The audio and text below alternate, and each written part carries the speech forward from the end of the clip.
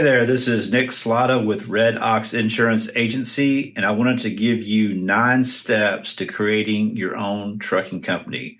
So if you're starting from scratch, these are the first 9 steps that you're going to need to take to get started. Okay, so the first step is to create your entity. You're going to have to create an actual company. So that could be a sole prop, it could be a partnership, it could be a corporation. A lot of times people go with an LLC. So that's the first thing that you're going to need to do is figure out what type of company you're going to start. So you can do your own research and Google it, how to start a LLC. But if you want a little bit of help, there is a website that I can refer you to. It's www.incauthority.com. incauthority.com. They'll do it for you for free. The only thing that you're going to have to pay is the state fee, which you would have to pay if you do it on your own. So they're going to help you with the articles of incorporation and all that kind of stuff. So highly recommend it. That'll get you started there. Okay. The second thing that you're going to have to do is get an EIN number, your employee identification number, tax ID number. And that's form SS4 with the IRS. And that's free to do. You can do that at www.irs.gov/business. So that will help you get your EIN number. In order to be eligible to do that, you have to have a company already established, the LLC, and then you have to have a responsible party with a social security number, which is going to be you. And again, the cost of that is free. Third thing that you're going to need to do is apply for your operating authority with the FMCSA. So, you can do it yourself. You would go to the FMCSA's website, fill out form MCSA-1. It costs $300 to do that. It's going to provide you with your DOT number and your MC number. Your MC number won't go active until your authority goes active. You're more than capable of doing it yourself, but there are companies out there that will do it for you. Sometimes I feel like that's the better way to go just because it takes the burden off of you.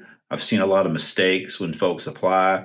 So to eliminate those mistakes, to make it a smooth situation, I recommend going to www.motorcarrierhq.com, motorcarrierhq.com. They'll take care of it for you. Step 4 is filing your BOC-3 form. BOC-3 form. Again, basically that's assigning designated process agents for you in every state that you're going to be doing business in. You'll find companies that could do this for you. The cost varies, $25, $35, $40. But again, you can go to www.motorcarrierhq.com and they could do that for you. All right, so those are the first 4 steps. Step 5 is you're going to want to start shopping around for insurance. So, you can go to my website, which is www.redoxinsurance.com. And if you're in one of my 7 states, I'll be happy to provide you with a free, no obligation insurance quote. But in order to satisfy the FMCSA rules to get your authority active, you're going to have a minimum of $750,000 in auto liability coverage. However, you're going to find that in order to get work, in order to get loads, these carriers and shippers are going to want you to have $1 million in auto liability limits. So you might as well start your policy off right with those $1 million limits. You're also going to need $100,000 in cargo. FMCSA doesn't require you to have that $100,000 in cargo, but the shippers and brokers are. So that's the 2 main important insurance coverages that you're going to need to get started. Step 6 is to get the Unified Carrier Registration completed, UCR. That's your registration for interstate commerce. You do that online. Motorcarrierhq.com, again, can help you with that. The cost just varies. It depends on the number of power units you have. But, if you have 0 to 2 power units, it's about $62. 3 to 5 is about $181, and 6 to 20 is about $361. So, and that's always going to change. And then we have step 7, which is your international registration plan. And that's only if you have a gross vehicle weight of over 26,000 pounds. Basically, it's your apportion plates, and for interstate commerce, and you would go to your local DMV to get that squared away. So the fees are going to be based on your local DMV. Step 8 is state-specific registration. So there's 4 states that if you do business in those 4 states or drive through those 4 states, they're going to require you to have a special registration. It's a tax pretty much. And those states are Kentucky, New Mexico, New York, and Oregon. And you file those. It's a quarterly filing with these states. Step 9 is your IFTAs, International Fuel Tax Agreement. Again, this is if you're greater than 26,000 gross vehicle weight. Basically, it's a quarterly taxes for fuel. You can register that with state agencies that collect the fuel tax from you. But motorcarrierhq.com, again, motorcarrierhq.com is another resource that can handle the IFTAs for you.